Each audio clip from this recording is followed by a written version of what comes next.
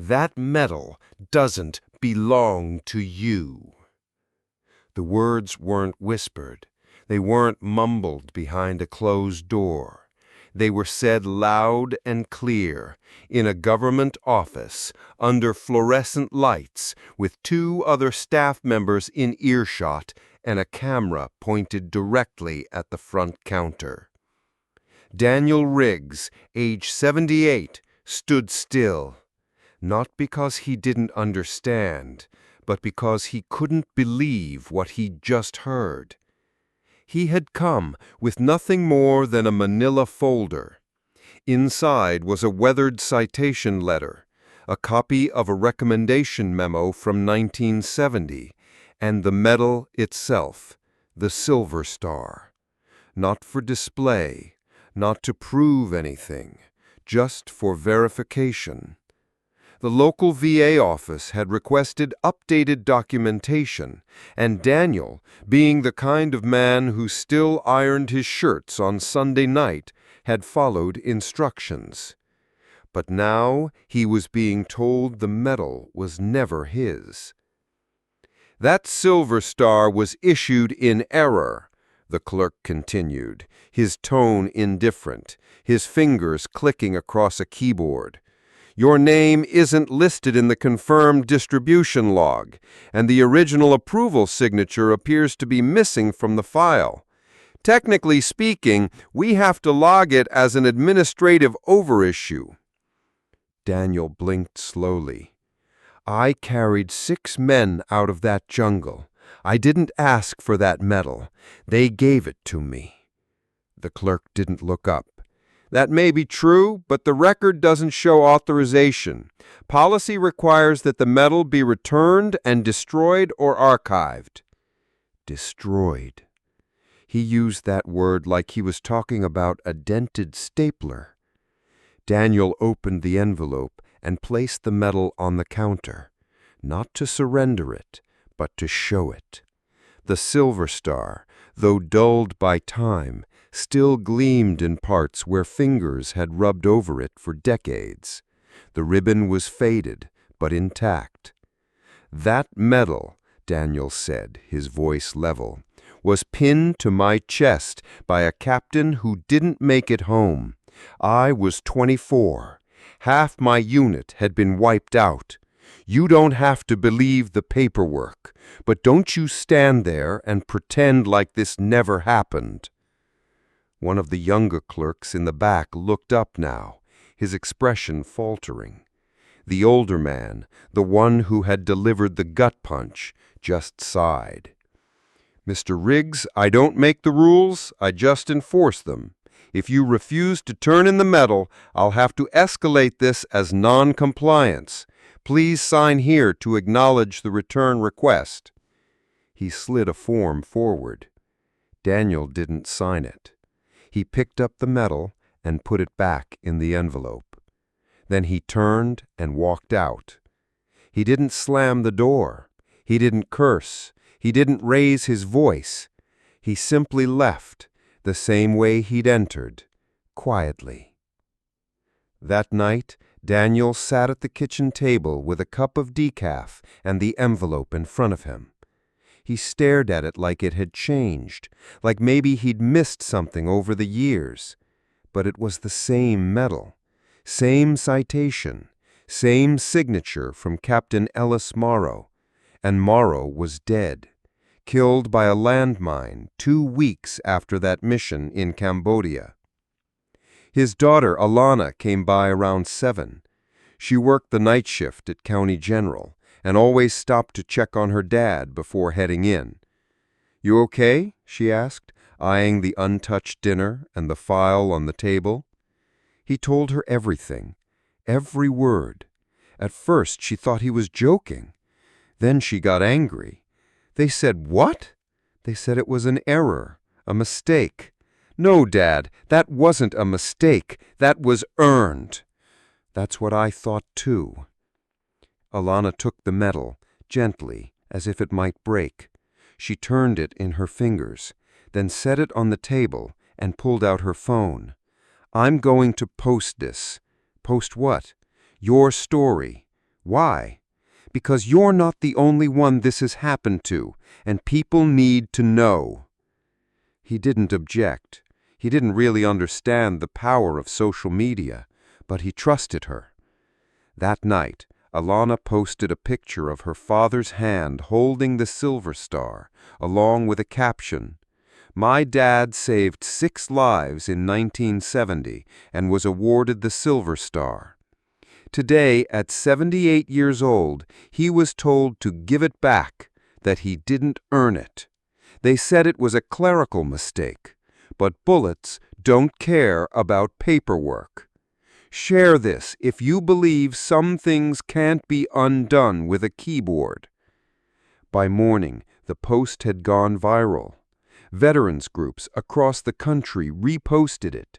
News stations called, reporters emailed, and a certain retired Major General named Samuel Wyatt, who had served in the same region as Daniel, picked up the phone and made a call to the Department of Defense. The Silver Star sat quietly on the table through it all, but it no longer represented just valor. It represented the insult of forgetting and the fire of remembering. Daniel didn't want to fight, but a fight had found him, and this time he wasn't walking away.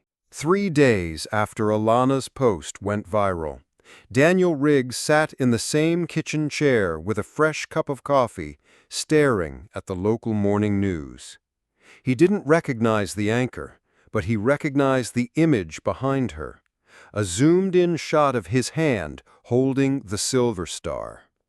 The chyron at the bottom read, "Veteran told to return medal, mistaken hero?" He hated that word, mistaken, as if courage could be fabricated. The phone rang for the 4th time that morning. He ignored it. He'd already said no to 3 reporters, 2 politicians' assistants, and 1 overly emotional podcast host who asked, "Do you ever regret saving those men?"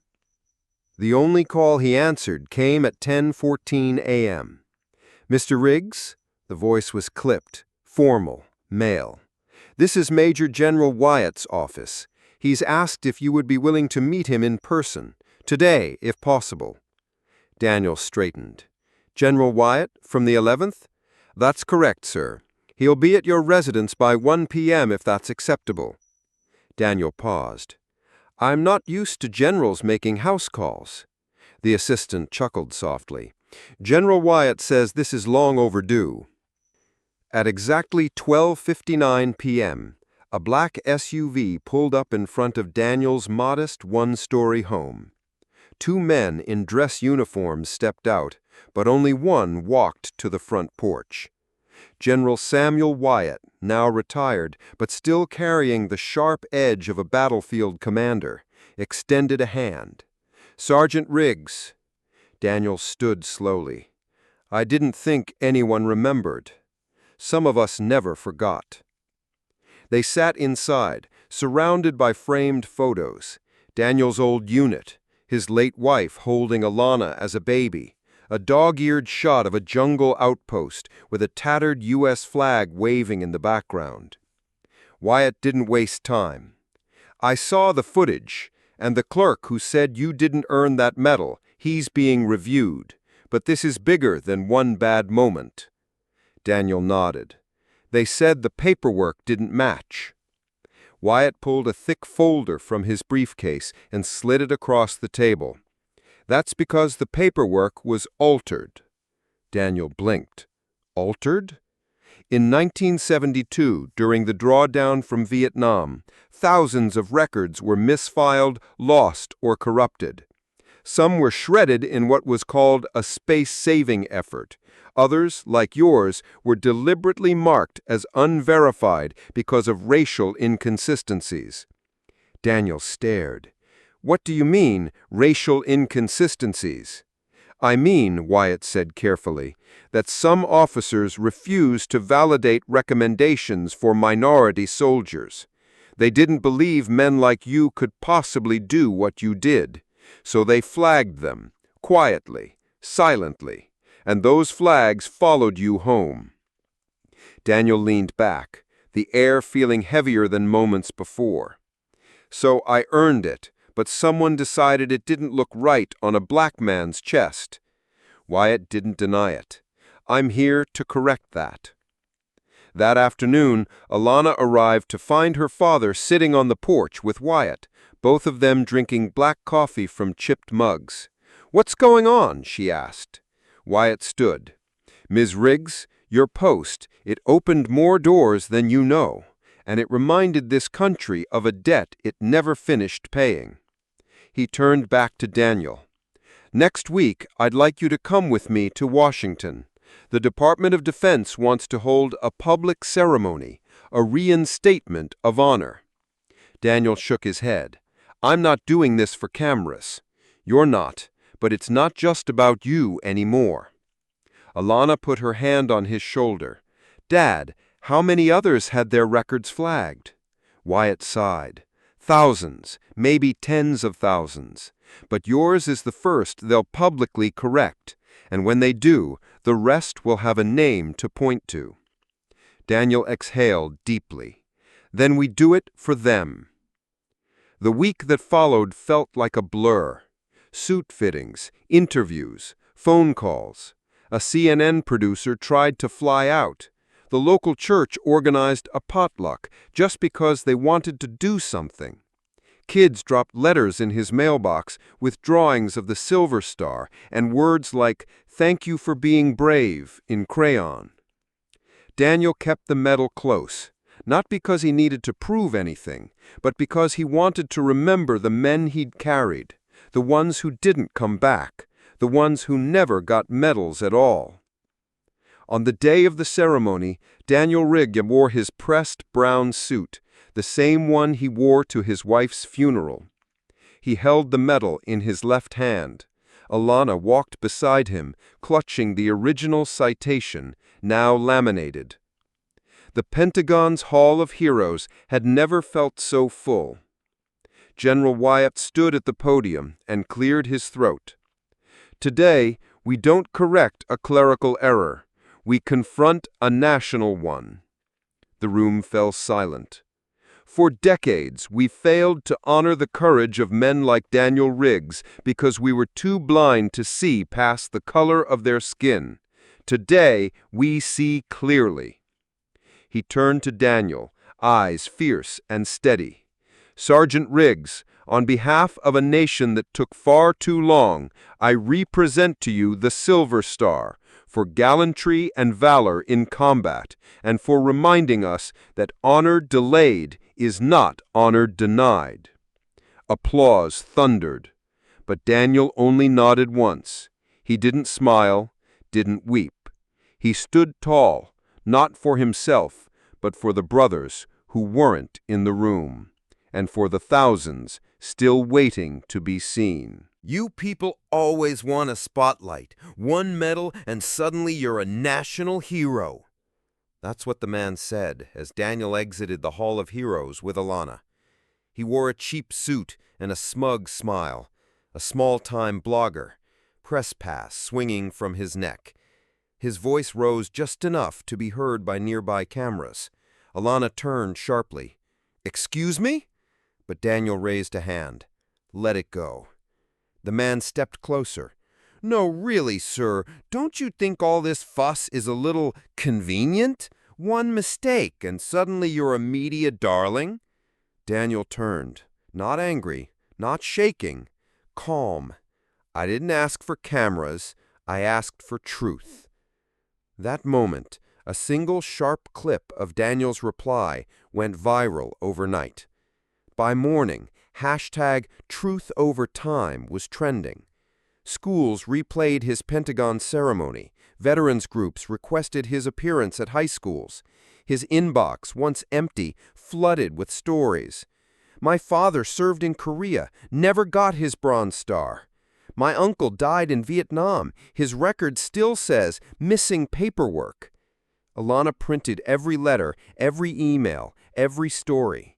She taped them along their hallway, forming a mosaic of names and units. Daniel walked the hall every morning, stopping at each page, reading them like headstones. But not everyone celebrated. At a town hall meeting just 1 week after his return, a council member proposed renaming Eden Falls Central Plaza in Daniel's honor. "It's the least we can do," she said, "to show our town values justice." It should have been a formality. Instead, Councilman Blake Travers leaned into his mic. "Let's be honest here. This is a publicity stunt. What's next? A statue? A parade? Are we going to rename the library after every old soldier with a story?" A hush fell. Then murmurs. Then nods. Then, from the back, "He's right. It's just one guy." Daniel didn't attend that meeting. He was at home, repairing an old radio for the VFW post. He heard about the incident from Pastor McCoy, who called just before midnight. "You should speak up, brother. Remind them who you are." Daniel replied with a soft laugh. "They know who I am. They're just afraid to admit they forgot." He looked at his medal, now resting beside his dog tags. "They want to honor the story, just not the truth behind it." The next morning, Daniel wrote a letter, not to the mayor, not to the council, to the high school history teacher, Miss Brenner, who had invited him to speak months ago. He asked if he could still come. She replied within 10 minutes, "Absolutely. Our students need to hear you." 3 days later, Daniel stood in front of 200 juniors and seniors inside the school auditorium. No cameras, no reporters. Just folding chairs, a mic that popped, kids with earbuds in one ear. He didn't wear the medal, didn't bring it. He brought something else, a box of letters from other veterans. He held up a few, reading lines here and there, letters that said, "I was forgotten. My father never got his medal. They lost his name." Then he spoke plainly. History doesn't just forget people. It's told by those who get to write it. He paused. "For a long time, people like me weren't allowed to hold the pen." A murmur spread through the room. He looked at the students. "But you hold it now." He ended with 5 words. "Make the record tell everything." That speech, simple, unpolished, wasn't meant for headlines. But a student recorded it anyway, uploaded it to TikTok. It hit 1 million views in 24 hours. The next day, the Eden Falls Council reconvened. This time, the room was packed. Veterans, teachers, students, and a woman who quietly placed a silver star replica on the podium. "My grandfather died in Korea. He got nothing. But today I'm standing here because Sergeant Riggs reminded me that silence isn't the same as peace." The vote passed unanimously. Eden Falls Plaza would now be called Riggs Square. That evening, Daniel and Alana walked through the plaza. They passed the old war memorial, the playground he helped fund, and the stone wall where his name would soon be engraved. A group of teenagers approached. "Mr. Riggs, we're the History Club. Could we ask you a few questions for our project?" Daniel smiled. "Only if you bring your own questions." He sat on the edge of the fountain while they gathered around him. This time, he wasn't erased. This time, they were listening. A month after Riggs Square was officially renamed, something unexpected arrived at the Riggs home. It wasn't a letter from the town council, or another student message, or even a veterans group request. It was a sealed envelope marked Confidential, DOD Review Panel. Alana opened it first, hands shaking. Inside was a typed letter on official letterhead from the Department of Defense, stating that Daniel Riggs's original Silver Star citation had been part of a larger review involving dozens of service records. Apparently, following a growing outcry over overlooked acts of valor, especially involving minority veterans. A bipartisan defense commission had begun reviewing past records for systematic administrative inconsistencies. In Daniel's case, the revocation of your commendation was not due to clerical error, the letter read. It was the result of a targeted review by a now-defunct internal oversight body with a documented pattern of racially motivated decisions. Daniel read the paragraph 3 times before setting the letter down. Alana whispered, "They knew." He nodded, slow and quiet. They always knew. The letter went on to say that a formal apology would be issued at the Pentagon. But this time, it wouldn't be a closed-door meeting or a small podium in the corner of the Hall of Heroes. This would be public, televised, and not just for Daniel. It would be a mass restoration. 38 veterans whose medals, awards, or commendations had been quietly revoked, misplaced, or buried in red tape over the past 50 years. Daniel's name would be the first called. The morning of the ceremony, Daniel sat with Alana in a private waiting room. He wasn't wearing his dress blues. He didn't need them. He wore the same blazer from his original ceremony, the same worn shoes, but now his lapel bore a small new pin, the insignia of the 3rd Battalion, 8th Infantry Regiment. Around them, families and fellow veterans gathered, some in wheelchairs, some holding faded photographs, some holding back tears. An aide entered the room. "Sergeant Riggs, they're ready for you." Daniel stood. His knees cracked, but his back straightened. The Pentagon auditorium was packed. Cameras rolled. Media outlets stood shoulder to shoulder. The Secretary of Defense sat on stage alongside generals and members of Congress. When Daniel stepped to the podium, the room stood. All of it. He waited until the silence settled. Then he spoke. "There are some things you can't give back. Years, silence, the look on your daughter's face when she asks why they took it away. But what you can give is acknowledgement. What you can offer is truth." He held up his letter, folded and worn at the edges. "I served my country. I don't regret that. But my country forgot to serve me. Until now." Applause rose, not loud, but deep, like thunder far off. After the ceremony, a private reception was held. Alana stood by the refreshment table, watching as officers and civilians came one by one to thank her father. Some shook his hand, some hugged him, a few cried. Near the end of the evening, an elderly man in a wheelchair approached. He wore a navy cap, his face sun-worn and creased. He held out a hand. "I was there, not with you, but I saw what they did to guys like you." He squeezed Daniel's hand. "I'm glad you lived to see it made right." That night, they returned home to a surprise. Dozens of small American flags had been placed in their front yard. Each one had a handwritten note attached. Some said, "Thank you for your service. We see you now." No more silence. One simply read, "They tried to erase you. You became a monument." Daniel read each one. Alana asked, "What do you want to do next?" He looked at the flagpole in their yard, then up at the stars, and whispered, "Teach." Daniel Riggs didn't go back to teaching in a classroom. Instead, he went further.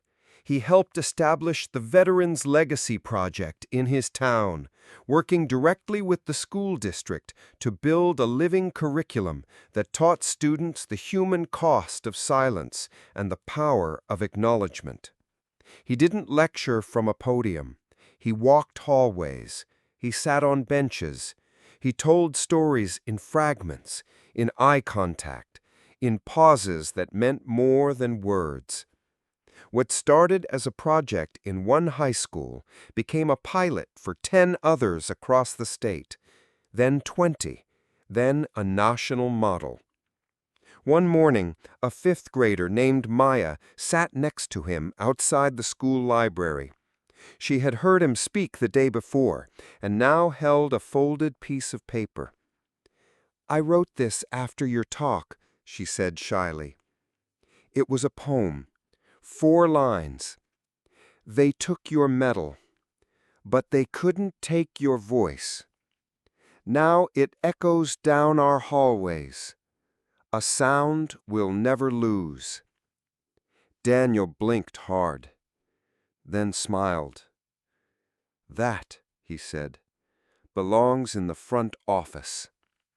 The Department of Veterans Affairs later partnered with Daniel to produce a short documentary titled "The Medal They Tried to Return." It aired nationwide on Memorial Day and Veterans Day, watched by millions. In the film, he sits at his kitchen table, the same spot where he opened the revocation letter years earlier. He holds the Silver Star, this time not as a possession, but as a testament to resilience, to justice delayed, to voices that refuse to stay quiet. But Daniel didn't stop there. He testified before Congress, advocating for a permanent independent review panel to audit military award decisions with full transparency and oversight. His words were clipped and calm, but they hit like truth always does. At the end of his testimony, he closed the folder, looked up, and said, "I'm not angry. I'm not bitter. But I am a mirror, and I hope you're ready to see yourselves in it." It was replayed on the evening news in all 50 states. By the time Daniel turned 80, a bronze statue of him had been installed outside the renamed Riggs Veterans Center, not in uniform, but in plain clothes, sitting on a bench, notebook in hand. At the base of the statue was a plaque etched with 5 words: "No voice unheard, no truth lost." On opening day, dozens of his former students and fellow veterans attended. One of them, now a state senator, said, "He taught me that silence isn't peace. It's just what injustice sounds like when we ignore it." The final chapter came gently. Daniel passed away in his sleep 5 years after the Pentagon ceremony. He was buried with full military honors, but it wasn't the guns or the flag that spoke loudest that day. It was the silence held by a community that had learned to listen. On the wall of the memorial service hall hung a single banner. "They tried to erase him. He became a monument." His silver star now sits in a glass case at the National Museum of American History under a small sign that reads, "Awarded, revoked, restored, respected." And right beside it, laminated behind a pane of clear glass, is Maya's poem, "Because some honors come on paper."